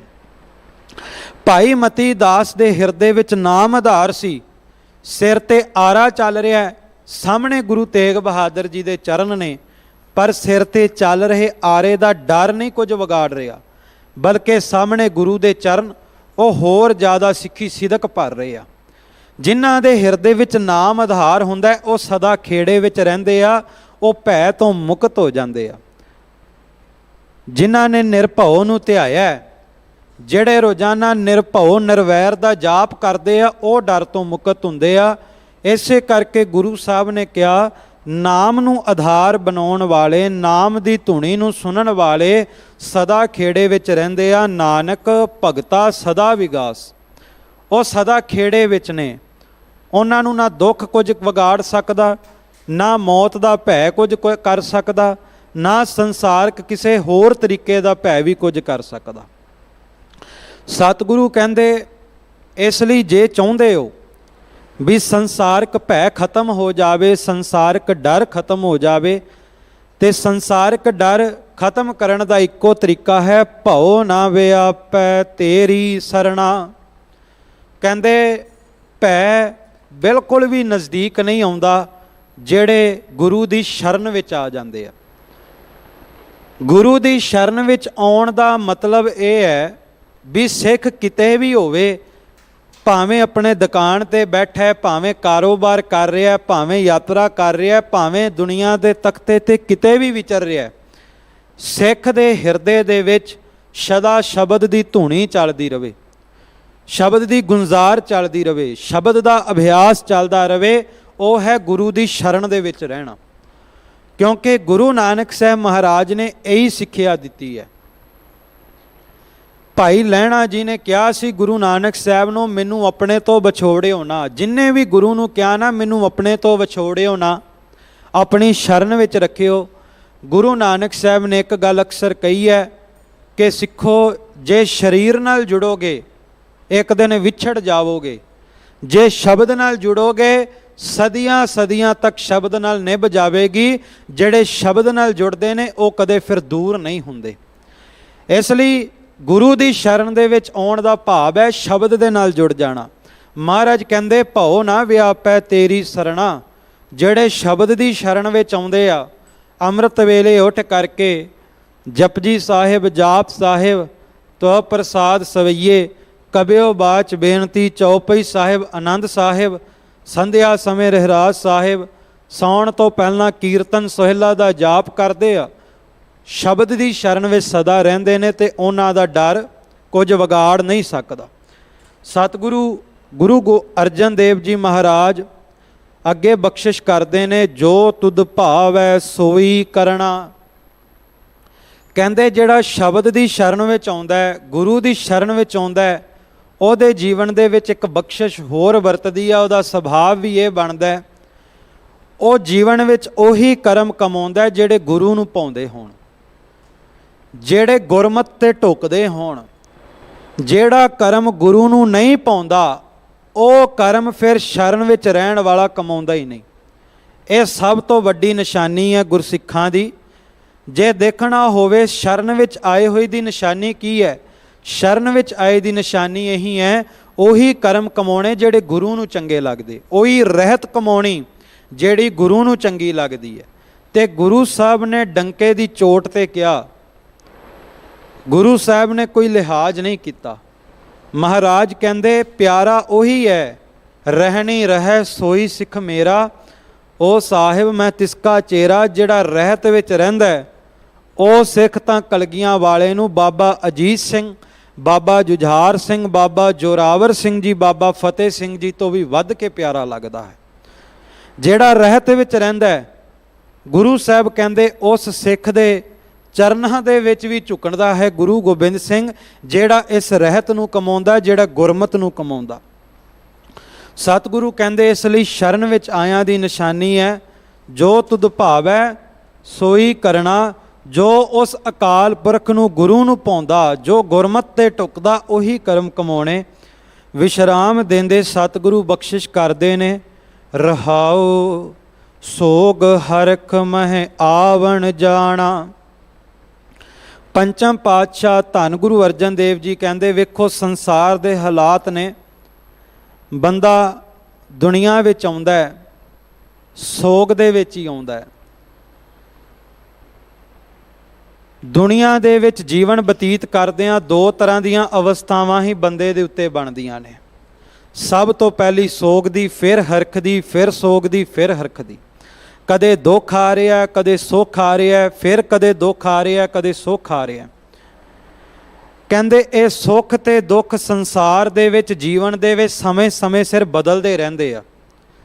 ਵਿਦਵਾਨਾਂ ਨੇ ਦੁੱਖ ਤੇ ਸੁੱਖ ਨੂੰ ਆਪਸ ਦੇ ਵਿੱਚ ਮਿੱਤਰ ਕਰਕੇ ਵੀ ਦਰਸਾਇਆ ਵੀ ਜਿਹੜਾ ਸੁੱਖ ਤੇ ਦੁੱਖ ਹੈ ਨਾ, ਇਹਨਾਂ ਦੋਵਾਂ ਦੀ ਆਪਸ ਵਿੱਚ ਮਿੱਤਰਤਾ ਬਹੁਤ ਡੂੰਘੀ ਹੈ।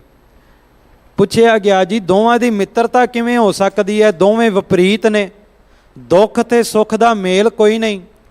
ਕਹਿੰਦੇ ਜੇ ਮੰਨ ਲਓ ਕਿਸੇ ਸੱਜਣ ਦਾ ਘਰ ਹੋਵੇ, ਉਸ ਸੱਜਣ ਨੇ ਘਰ ਤੋਂ ਬਾਹਰ ਕਿਸੇ ਯਾਤਰਾ ਤੇ ਜਾਣਾ ਹੋਵੇ ਤੇ ਘਰ ਦੀ ਰਾਖੀ ਵਾਸਤੇ ਅਕਸਰ ਆਪਣੇ ਮਿੱਤਰ ਨੂੰ ਹੀ ਬਿਠਾ ਕੇ ਜਾਂਦਾ, ਕਿਸੇ ਬਗਾਨੇ ਨੂੰ ਨਹੀਂ ਬਿਠਾ ਕੇ ਜਾਂਦਾ। ਕਹਿੰਦੇ ਇਸੇ ਤਰ੍ਹਾਂ ਇਹ ਸਰੀਰ ਰੂਪੀ ਘਰ ਦੇ ਅੰਦਰ ਜੇ ਸੁੱਖ ਹੈ ਤੇ ਉਹ ਸੁੱਖ ਨੇ ਜਦੋਂ ਬਾਹਰ ਜਾਣਾ ਹੋਵੇ ਤੇ ਆਪਣੇ ਮਿੱਤਰ ਦੁੱਖ ਨੂੰ ਬਿਠਾ ਜਾਂਦਾ ਹੈ, ਜਦੋਂ ਦੁੱਖ ਨੇ ਬਾਹਰ ਜਾਣਾ ਹੋਵੇ ਆਪਣੇ ਮਿੱਤਰ ਸੁੱਖ ਨੂੰ ਬਿਠਾ ਜਾਂਦਾ ਹੈ। ਦੋਵੇਂ ਆਪਸ ਦੇ ਵਿੱਚ ਬੜੇ ਮਿੱਤਰਤਾ ਸੁਭਾਵ ਦੇ ਨਾਲ ਚੱਲਦੇ। ਪਰ ਇਨਸਾਨ ਦੁੱਖ ਆਵੇ ਘਬਰਾਉਂਦਾ ਹੈ, ਦੁੱਖ ਤੋਂ ਬਚਦਾ ਹੈ। ਪਰ ਮੈਂ ਅਕਸਰ ਬੇਨਤੀ ਕਰਦਾ ਵੀ ਇਨਸਾਨ ਦੁੱਖ ਦੇ ਵਿੱਚ ਰਹਿ ਕਰਕੇ ਸ਼ਬਦ ਕਮਾਵੇ ਤੇ ਦੁੱਖ ਵਾਲ ਵਿੰਗਾ ਨਹੀਂ ਕਰ ਸਕਦਾ। ਪਰ ਜੇ ਇਨਸਾਨ ਕਵੇ ਦੁੱਖ ਬਿਲਕੁਲ ਖਤਮ ਹੋ ਜਾਵੇ, ਆਵੇ ਹੀ ਨਾ, ਇਹ ਹੋ ਨਹੀਂ ਸਕਦਾ। ਕਿਉਂਕਿ ਇਨਸਾਨ ਦਾ ਜਨਮ ਹੀ ਪੀੜਾ ਦੇ ਵਿੱਚੋਂ, ਤਕਲੀਫ ਵਿੱਚੋਂ ਹੋਇਆ। ਜੇ ਤਕਲੀਫ ਪੀੜਾ ਨਾ ਹੋਵੇ ਤੇ ਇਨਸਾਨ ਦਾ ਜਨਮ ਨਹੀਂ ਹੋ ਸਕਦਾ। ਜਦੋਂ ਮਾਤਾ ਦੇ ਗਰਭ ਤੋਂ ਬੱਚਾ ਬਾਹਰ ਆਉਂਦਾ ਹੈ, ਮਾਤਾ ਦੀ ਕੁੱਖ ਤੋਂ ਬਾਹਰ ਆਉਂਦਾ ਹੈ, ਮਾਂ ਨੂੰ ਤੇ ਬੱਚੇ ਨੂੰ ਦੋਵਾਂ ਨੂੰ ਪੀੜਾ ਦਾ, ਤਕਲੀਫ ਦਾ ਅਹਿਸਾਸ ਕਰਨਾ ਪੈਂਦਾ ਹੈ। ਜੇ ਮਾਂ ਤੇ ਬੱਚੇ ਨੂੰ ਪੀੜਾ ਦਾ ਅਹਿਸਾਸ ਨਾ ਹੋਵੇ ਤੇ ਜਨਮ ਹੀ ਨਹੀਂ। ਬੱਚਾ ਰੋਂਦਾ ਹੈ, ਪਹਿਲਾਂ ਪੀੜਾ ਦੇ ਵਿੱਚੋਂ, ਤਕਲੀਫ ਵਿੱਚੋਂ ਲੰਘਦਾ ਹੈ, ਫਿਰ ਜਨਮ ਹੁੰਦਾ ਹੈ। ਜਦੋਂ ਜਨਮ ਹੀ ਰੋਣ ਵਿੱਚੋਂ ਹੋਇਆ, ਪੀੜਾ ਵਿੱਚੋਂ ਹੋਇਆ, ਫਿਰ ਜੀਵਨ ਵਿੱਚੋਂ ਦੁੱਖ ਖਤਮ ਕਿਵੇਂ ਹੋਵੇਗਾ? ਖਤਮ ਨਹੀਂ ਹੋਣਾ। ਪਰ ਜਿਹੜਾ ਸ਼ਬਦ ਕਮਾਉਂਦਾ ਉਹਦੇ ਤੇ ਦੁੱਖ ਦਾ ਪ੍ਰਭਾਵ ਕੋਈ ਨਹੀਂ ਪੈਂਦਾ। ਪ੍ਰਭਾਵ ਇਸ ਤਰ੍ਹਾਂ ਨਹੀਂ ਪੈਂਦਾ, ਬਾਹਰ ਵਰਖਾ ਹੋ ਰਹੀ ਹੋਵੇ, ਮੀਂਹ ਪੈ ਰਿਹਾ ਹੋਵੇ, ਜਿਹਦੇ ਕੋਲ ਛਤਰੀ ਹੁੰਦੀ ਹੈ, ਬਰਸਾਤ ਤਾਂ ਹੋ ਰਹੀ ਹੈ, ਛਤਰੀ ਪਕੜਨ ਵਾਲੇ ਦਾ ਬਰਸਾਤ ਬਹੁਤਾ ਕੁਝ ਵਿਗਾੜ ਨਹੀਂ ਸਕਦੀ। ਇਸੇ ਤਰ੍ਹਾਂ ਦੁੱਖਾਂ ਦੇ ਮੀਂਹ ਵਿੱਚ ਜਿਨ੍ਹਾਂ ਕੋਲ ਨਾਮ ਦੀ ਛਤਰੀ ਹੈ, ਸਿਮਰਨ ਦੀ ਛਤਰੀ ਹੈ, ਬਾਣੀ ਦੀ ਛਤਰੀ ਹੈ, ਅੰਮ੍ਰਿਤ ਵੇਲੇ ਦੇ ਅਭਿਆਸ ਦੀ ਛਤਰੀ ਹੈ, ਦੁੱਖ ਆਉਣਗੇ ਪਰ ਦੁੱਖ ਉਸ ਬੰਦੇ ਦਾ ਕੁਝ ਵਿਗਾੜ ਨਹੀਂ ਸਕਦੇ ਜਿਹਦੇ ਕੋਲ ਜਪਜੀ ਸਾਹਿਬ ਦੀ ਛਤਰੀ ਹੋਵੇਗੀ, ਜਿਸ ਕੋਲ ਸੁਖਮਨੀ ਸਾਹਿਬ ਦੀ ਛਤਰੀ ਹੋਵੇਗੀ, ਜਿਸ ਕੋਲ ਜਾਪ ਸਾਹਿਬ ਦੀ ਛਤਰੀ ਹੋਵੇਗੀ। ਜਿਹੜਾ ਨਾਮ ਦੀ ਛਤਰੀ ਵਿੱਚ ਰਹੇਗਾ, ਨਾਮ ਦੀ ਸ਼ਰਨ ਵਿੱਚ ਰਹੇਗਾ, ਉਹਦਾ ਦੁੱਖ ਘੱਟ ਹੀ ਕੁਝ ਵਿਗਾੜਦੇ। ਸਤਿਗੁਰੂ ਕਹਿੰਦੇ ਸੁੱਖ ਉਹਨਾਂ ਨੂੰ ਹੀ ਪ੍ਰਾਪਤ ਹੈ, ਆਤਮਕ ਸੁੱਖ, ਅਸਲੀ ਸੁੱਖ ਉਹਨਾਂ ਨੂੰ ਪ੍ਰਾਪਤ ਹੈ ਜਿਹੜੇ ਇਸ ਸ਼ਬਦ ਦੀ ਵਿਚਾਰ ਨੂੰ ਸਮਝਦੇ ਆ। ਤਿੰਨ ਸੁਖ ਪਾਇਆ ਜੋ ਪ੍ਰਭ ਭਾਣਾ। ਸੁੱਖ ਅਸਲੀ ਉਹਨਾਂ ਨੂੰ ਪ੍ਰਾਪਤ ਹੈ ਜਿਹੜੇ ਪਰਮਾਤਮਾ ਦੇ ਹੁਕਮ ਨੂੰ ਬੁੱਝ ਲੈਂਦੇ ਆ, ਪਰਮਾਤਮਾ ਦੇ ਭਾਣੇ ਨੂੰ ਸਮਝ ਲੈਂਦੇ ਆ, ਉਹਦੇ ਹੁਕਮ ਦੇ ਵਿੱਚ ਸ਼ੁਕਰਾਨਾ ਕਰਦੇ ਹੋਏ ਜੀਵਨ ਬਤੀਤ ਕਰਦੇ। ਦੇਖੋ ਅਸਲ ਦੇ ਵਿੱਚ ਨਾ ਇਨਸਾਨ ਦੀ ਬੁੱਧੀ ਸੰਸਾਰਕ ਤਲ 'ਤੇ ਹੈ। ਇਸ ਲਈ ਬੰਦਾ ਸੁੱਖ ਨੂੰ ਸਮਝਦਾ ਨਹੀਂ, ਦੁੱਖ ਨੂੰ ਵੀ ਸਮਝਦਾ ਨਹੀਂ। ਮੰਨ ਲਓ ਕੋਈ ਕੰਮ ਸ਼ੁਰੂ ਕੀਤਾ, ਕੰਮ ਨਹੀਂ ਬਣਿਆ, ਬੰਦਾ ਦੁਖੀ ਹੋ ਜਾਂਦਾ ਹੈ, ਰੱਬ ਅੱਗੇ ਸ਼ਿਕਵਾ ਕਰਦਾ ਹੈ ਕਿ ਰੱਬ ਮੈਨੂੰ ਹੀ ਦੁੱਖ ਕਿਉਂ ਦਿੰਦਾ। ਅਸਲ ਵਿੱਚ ਇਹ ਦੁੱਖ ਨਹੀਂ। ਅੱਜ ਇੱਕ ਕੰਮ ਨਹੀਂ ਬਣਿਆ, ਘਬਰਾਓ ਨਾ। ਜੇ ਇਹ ਕੰਮ ਨਹੀਂ ਬਣਿਆ, ਇਸ ਦਾ ਮਤਲਬ ਇਹ ਕੰਮ ਤੁਹਾਡੇ ਲਈ ਬਣਿਆ ਹੀ ਨਹੀਂ ਸੀ। ਸ਼ਾਇਦ ਪ੍ਰਮਾਤਮਾ ਨੇ ਤੁਹਾਡੇ ਲਈ ਕੁਝ ਇਸ ਤੋਂ ਵਧੀਆ ਹੀ ਸੋਚਿਆ ਹੋਵੇ। ਅੱਜ ਕੱਲ੍ਹ ਤੇ ਬੰਦਾ ਬਹੁਤ ਛੇਤੀ ਘਬਰਾਉਂਦਾ, ਕਿਸੇ ਦਾ ਵੀਜ਼ਾ ਨਾ ਲੱਗੇ ਉਹ ਤਾਂ ਡਿਪਰੈਸ਼ਨ ਵਿੱਚ ਚਲਿਆ ਜਾਂਦਾ। ਫਿਰ ਲੋਕ ਸ਼ਿਕਵਾ ਕਰਦੇ ਆ, ਪ੍ਰਮਾਤਮਾ ਮੇਰੇ ਨਾਲ ਹੀ ਇਸ ਤਰ੍ਹਾਂ ਕਿਉਂ ਕਰਦਾ। ਮੈਂ ਬੇਨਤੀ ਕਰਦਾ ਹਾਂ, ਤਾਂ ਬਹੁਤ ਛੋਟੀਆਂ ਛੋਟੀਆਂ ਗੱਲਾਂ ਨੇ। ਜੇ ਇੱਕ ਮੌਕਾ ਪੂਰਾ ਨਹੀਂ ਹੋਇਆ, ਇੱਕ ਕਾਰਜ ਪੂਰਾ ਨਹੀਂ ਹੋਇਆ, ਗੁਰੂ ਤੇ ਸ਼ਿਕਵਾ ਨਾ ਕਰੋ, ਗੁਰੂ ਦੀ ਰਜ਼ਾ ਵਿੱਚ ਰਹੋ, ਗੁਰੂ ਦੇ ਸ਼ੁਕਰਾਨੇ ਵਿੱਚ ਰਹੋ। ਅੱਜ ਇੱਕ 10 ਰੁਪਈਆਂ ਦੀ ਵਸਤੂ ਨਹੀਂ ਮਿਲੀ, ਗੁਰੂ ਦੇ ਸ਼ੁਕਰਾਨੇ ਵਿੱਚ ਰਹੋਗੇ। ਕਲਗੀਆਂ ਵਾਲਾ ਪਾਤਸ਼ਾਹ ਧੰਨ ਗੁਰੂ ਗ੍ਰੰਥ ਸਾਹਿਬ ਮਹਾਰਾਜ ਤੁਹਾਨੂੰ ਲੱਖਾਂ ਦੀ ਦਾਤ ਤੁਹਾਡੀ ਝੋਲੀ ਵਿੱਚ ਪਾਉਣਗੇ, ਪਰ ਉਹਨਾਂ ਦੀ ਝੋਲੀ ਵਿੱਚ ਜਿਹੜੇ ਗੁਰੂ ਦੀ ਰਜ਼ਾ ਵਿੱਚ ਰਹਿੰਦੇ ਆ। ਸਤਿਗੁਰੂ ਕਹਿੰਦੇ ਇਨਸਾਨ ਵੀ ਕੀ ਕਰੇ। ਦੇਖੋ ਇਹ ਗੁਰੂ ਦਾ ਸੁਭਾਅ ਹੈ। ਮਹਾਰਾਜ ਕਹਿੰਦੇ ਇਨਸਾਨ ਕੀ ਕਰੇ। ਸੰਸਾਰ ਦੇ ਵਿੱਚ ਤਾਂ ਅਗਨ ਹੀ ਬਹੁਤ ਤੇਜ਼ ਹੈ। ਜਿਸ ਅਗਨ ਦੇ ਵਿੱਚ ਇਨਸਾਨ ਰਹਿ ਰਿਹਾ, ਅਗਨ ਸਾਗਰ ਮਹਾ ਵਿਆਪੈ ਮਾਇਆ। ਕਹਿੰਦੇ ਇਹ ਸੰਸਾਰ ਰੂਪੀ ਭਵਜਲ ਜਿਹੜਾ ਸਾਗਰ ਹੈ, ਇਹ ਅਗਨੀ ਦਾ ਸਾਗਰ ਹੈ। ਇਸ ਅਗਨੀ ਦੀ ਸਾਗਰ ਦੇ ਵਿੱਚ ਜਿਹੜੀ ਮਾਇਆ ਹੈ, ਉਹ ਪੂਰਾ ਸੇਕ ਪਹੁੰਚਾ ਰਹੀ ਹੈ। ਸਤਿਗੁਰੂ ਨੇ ਇਹ ਬਚਨ ਕੀਤੇ ਨੇ ਆਪਣੀ ਬਾਣੀ ਦੇ ਅੰਦਰ, ਆਦ ਭਵਾਨੀ ਈਸਰੀ ਮਾਇਆ ਜਾ ਕੋ ਨਾਮ, ਇਨ ਬਿਨ ਸਰੈ ਨਾ ਏਕ ਛਿਨ ਪੂਰਨ ਹੋਤ ਨਾ ਕਾਮ। ਅਕਾਲ ਪੁਰਖ ਨੇ ਸੰਸਾਰ ਬਣਾਇਆ, ਨਾਲੇ ਮਾਇਆ ਬਣਾ ਦਿੱਤੀ।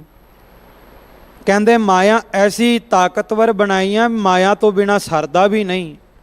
ਇਨ ਬਿਨ ਸਰੈ ਨਾ ਏਕ ਛਿਨ ਪੂਰਨ ਹੋਤ ਨਾ ਕਾਮ। ਇੱਕ ਕੰਮ ਪੂਰਾ ਨਹੀਂ ਹੁੰਦਾ ਮਾਇਆ ਤੋਂ ਬਿਨਾਂ। ਤੇ ਸਤਿਗੁਰੂ ਨੂੰ ਭਾਈ ਦਇਆ ਸਿੰਘ ਜੀ ਨੇ ਪੁੱਛਿਆ, ਪਾਤਸ਼ਾਹ ਫਿਰ ਤਾਂ ਮਾਇਆ ਤਾਕਤਵਰ ਬੜੀ ਹੋਈ, ਜੇ ਤੋਂ ਬਿਨਾਂ ਸਰਦਾ ਹੀ ਨਹੀਂ। ਸਤਿਗੁਰੂ ਕਹਿੰਦੇ ਨਹੀਂ, ਮੈਂ ਸਮਝਾਉਣਾ ਚਾਹੁੰਦਾ ਵੀ ਜਿਸ ਪ੍ਰਮਾਤਮਾ ਦੀ ਬਣਾਈ ਹੋਈ ਇੱਕ ਨਿੱਕੀ ਜੀ ਚੀਜ਼ ਮਾਇਆ ਤੋਂ ਬਿਨਾਂ ਨਹੀਂ ਸਰਦਾ, ਫਿਰ ਜਰਾ ਇਹ ਸੋਚੋ ਪ੍ਰਮਾਤਮਾ ਦਾ ਨਾਮ ਜਪੇ ਬਿਨਾਂ ਬੰਦੇ ਦਾ ਕਿਵੇਂ ਸਰੇਗਾ। ਜੇ ਉਹਦੀ ਬਣਾਈ ਹੋਈ ਇੱਕ ਕਿਣਕਾ ਮਾਤਰ ਮਾਇਆ ਤੋਂ ਬਿਨਾਂ ਨਹੀਂ ਸਰਦਾ, ਸਰਨਾ ਪ੍ਰਮਾਤਮਾ ਦਾ ਨਾਮ ਲਏ ਬਿਨਾਂ ਵੀ ਨਹੀਂ। ਤੇ ਜਿਹੜੇ ਨਾਮ ਲੈਂਦੇ ਆ, ਕਹਿੰਦੇ ਉਹਨਾਂ ਦੇ ਕਦਮਾਂ ਦੇ ਵਿੱਚ ਪਰਮਾਤਮਾ ਦੀ ਬਣਾਈ ਹੋਈ ਮਾਇਆ ਆ ਕਰਕੇ ਨਮਸਕਾਰ ਕਰਦੀ ਹੈ। ਪਰ ਜਿਹੜੇ ਨਾਮ ਨਹੀਂ ਜਪਦੇ, ਉਹਨਾਂ ਨੂੰ ਇਹ ਮਾਇਆ ਅੱਗ ਦੀ ਤਰ੍ਹਾਂ ਸੇਕ ਪਹੁੰਚਾਉਂਦੀ ਹੈ। ਤੇ ਇਸ ਸੇਕ ਤੋਂ ਬਚਦੇ ਕੌਣ ਨੇ? ਸੇ ਸੀਤਲ ਜਿਨ ਸਤਿਗੁਰ ਪਾਇਆ। ਕਹਿੰਦੇ ਬਚਦੇ ਉਹ ਨੇ, ਸੀਤਲ ਥੀਵੈ ਨਾਨਕਾ ਜਪੰਦੜੋ ਹਰ ਨਾਮ। ਉਹ ਸੀਤਲ ਹੁੰਦੇ ਨੇ ਜਿਹੜੇ ਗੁਰੂ ਨੂੰ ਪਾ ਲੈਂਦੇ ਨੇ। ਅੱਜ ਅਸੀਂ ਗੁਰੂ ਗ੍ਰੰਥ ਸਾਹਿਬ ਕੋਲ ਆਏ ਹਾਂ, ਦਰਸ਼ਨ ਕੀਤੇ ਨੇ, ਪਾਇਆ ਨਹੀਂ ਅਜੇ। ਪਾਇਆ ਉਦੋਂ ਜਾਵੇਗਾ ਜਦੋਂ ਗੁਰਮਤਿ 'ਤੇ ਚੱਲਾਂਗੇ, ਸਿੱਖੀ ਕੇਸਾਂ ਸੁਆਸਾਂ ਨਾਲ ਨਿਭਾਵਾਂਗੇ, ਨਿਤਨੇਮੀ ਹੋਵਾਂਗੇ। ਗੁਰੂ ਗ੍ਰੰਥ ਸਾਹਿਬ ਤੋਂ ਬਿਨਾਂ ਕੋਈ ਵੱਡੀ ਤੋਂ ਵੱਡੀ ਤਾਕਤ ਹੋਵੇ, ਕੋਈ ਦੇਹਧਾਰੀ ਹੋਵੇ, ਕੋਈ ਦੁਨੀਆ ਦਾ ਬਾਦਸ਼ਾਹ ਹੋਵੇ, ਗੁਰੂ ਗ੍ਰੰਥ ਸਾਹਿਬ ਤੋਂ ਬਿਨਾਂ ਇਹ ਸਿਰ ਕਿਸੇ ਦੇ ਕਦਮਾਂ ਵਿੱਚ ਨਹੀਂ ਧਰਾਂਗੇ। ਇਹ ਸਿਰ ਸਾਡਾ ਨਹੀਂ, ਇਹ ਸਿਰ ਉਦਣ ਹੀ ਗੁਰੂ ਦਾ ਹੋ ਜਾਂਦਾ ਜਿੱਦਣ ਖੰਡੇ ਦੀ ਪੋਲ ਲੈਂਦੇ ਆ। ਤੇ ਗੁਰੂ ਦਾ ਸਿਰ ਫਿਰ ਕਦੇ ਦੁਨਿਆਵੀ ਬੰਦਿਆਂ ਅੱਗੇ ਨਹੀਂ ਝੁਕਦਾ, ਸਿਰਫ ਗੁਰੂ ਅੱਗੇ ਝੁਕਦਾ। ਸੇ ਸੀਤਲ ਜਿਨ ਸਤਿਗੁਰ ਪਾਇਆ, ਉਹੀ ਬਚਦੇ ਆ ਜਿਹੜੇ ਸਤਿਗੁਰ ਨੂੰ ਪਾਉਂਦੇ ਆ। ਮਹਾਰਾਜ ਕਹਿੰਦੇ ਇਸ ਲਈ ਅਰਦਾਸ ਕਰੋ, ਰਾਖ ਲੈ ਪ੍ਰਭ ਰਾਖਨ ਹਾਰਾ, ਕਹੋ ਨਾਨਕ ਕਿਆ ਜੰਤ ਵਿਚਾਰਾ। ਮਹਾਰਾਜ ਕਹਿੰਦੇ ਇਸ ਗੁਰੂ ਅੱਗੇ ਆ ਕੇ ਅਰਦਾਸ ਕਰੋ ਕਿ ਦੁਨੀਆ ਵਿੱਚ ਕੋਈ ਨਹੀਂ ਰੱਖ ਸਕਦਾ। ਪਾਤਸ਼ਾਹ ਗੁਰੂ ਹਰਿਕ੍ਰਿਸ਼ਨ ਸਾਹਿਬ ਜੀ ਕੇਵਲ ਤੁਸੀਂ ਰੱਖ ਸਕਦੇ ਹੋ। ਜਿਸ ਤਰ੍ਹਾਂ ਛੱਜੂ ਝੀਵਰ ਦੀ ਕੋਈ ਬਾਤ ਨਹੀਂ ਸੀ ਪੁੱਛਦਾ, ਲੋਕ ਘਰਾਂ ਦੇ ਬੂਹੇ ਬੰਦ ਕਰਦੇ ਸੀ, ਕੋਈ ਆਪਣੇ ਘਰ ਵਿੱਚ ਰੱਖਦਾ ਨਹੀਂ ਸੀ। ਪਰ ਪਾਤਸ਼ਾਹ ਉਸ ਛੱਜੂ ਝੀਵਰ ਦੇ ਸਿਰ ਤੇ ਜਦੋਂ ਤੁਸੀਂ ਮਿਹਰਾਂ ਵਾਲੀ ਛੜੀ ਟਿਕਾਈ, ਜਦੋਂ ਆਪਣੀ ਅੰਮ੍ਰਿਤ ਭਰੀ ਦ੍ਰਿਸ਼ਟੀ ਨਾਲ ਦੇਖਿਆ, ਜਿਹਨੂੰ ਆਪਣੇ ਘਰ ਵਿੱਚ ਕੋਈ ਨਹੀਂ ਸੀ ਰੱਖਦਾ, ਉਸ ਛੱਜੂ ਝੀਵਰ ਦਾ ਨਾਮ ਅੱਜ ਘਰ ਘਰ ਵਿੱਚ ਲਿਆ ਜਾ ਰਿਹਾ ਹੈ। ਤਾਂ ਜੇ ਗੁਰੂ ਦੀ ਸ਼ਰਨ ਵਿੱਚ ਆਇਆ, ਕਹੋ ਨਾਨਕ ਕਿਆ ਜੰਤ ਵਿਚਾਰਾ, ਅਸੀਂ ਅਲਪੱਗ ਜੀਵਾਂ, ਤੁਸੀਂ ਕਿਰਪਾ ਕਰਕੇ ਸਾਡੀ ਬਾਂਹ ਪਕੜੋ, ਸਾਡੀ ਪੱਤ ਰੱਖੋ। ਸ਼ਬਦ ਦੀ ਵਿਚਾਰ ਅਗਾਧ ਬੋਧ ਹੈ, ਇਸ ਰਸਨਾ ਦੁਆਰਾ ਮੁਕੰਮਲ ਵਿਚਾਰ ਨਹੀਂ ਹੋ ਸਕਦੀ। ਵਿਚਾਰ ਕਰਦਿਆਂ ਅਨੇਕਾਂ ਭੁੱਲਾਂ ਹੋਈਆਂ ਆਪ ਸਭ ਸੰਗਤ ਨੇ ਬਖਸ਼ ਦੇਣਾ। ਅਰਦਾਸ ਕਰਨੀ ਸੁਣਿਆ ਸੁਣਾਇਆ ਆਪਾਂ ਆਪਣੇ ਜੀਵਨ ਦੇ ਵਿੱਚ ਕਮਾ ਸਕੀਏ। ਆਪ ਸਭ ਸੰਗਤ ਦਾ ਸਤਿਗੁਰੂ ਗੁਰੂ ਗ੍ਰੰਥ ਸਾਹਿਬ ਜੀ ਦਾ ਰੋਮ ਰੋਮ ਕਰਕੇ ਧੰਨਵਾਦ।